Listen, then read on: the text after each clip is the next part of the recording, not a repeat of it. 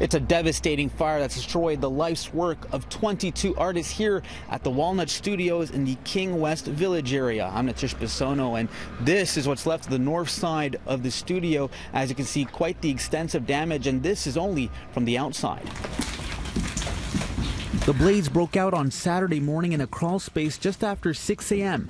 Firefighters doused the flames quickly, but not before heavy smoke caused irreversible damage to everything inside the building, costing hundreds of thousands of dollars in lost supplies and destroyed artwork. There is fairly heavy damage inside, obviously affecting the occupancy of the structure. There's some damage that needs to be rectified. There's some electrical work that needs to be done before anybody can move back in. He said hundreds of hours and thousands of hours were going into these things, and it's just so overwhelming that they're all gone.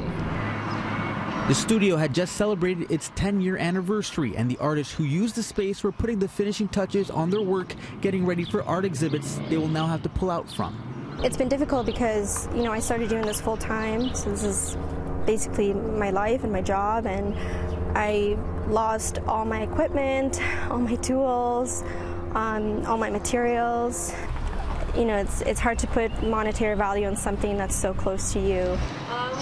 And this couldn't have happened at a worse time. The summer is crucial for any artist in this city. We're going right into show season, which is when we make our living, the outdoor fairs and such for many of us.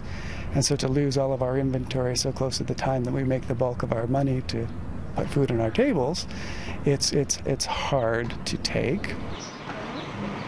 But through the devastating loss comes a sense of community and togetherness, which is inspiring these artists, giving them the courage to get back to creating as soon as possible. They are now looking for an empty warehouse or vacant space that could be donated for them over the next 2 to 3 months. The community has been so supportive.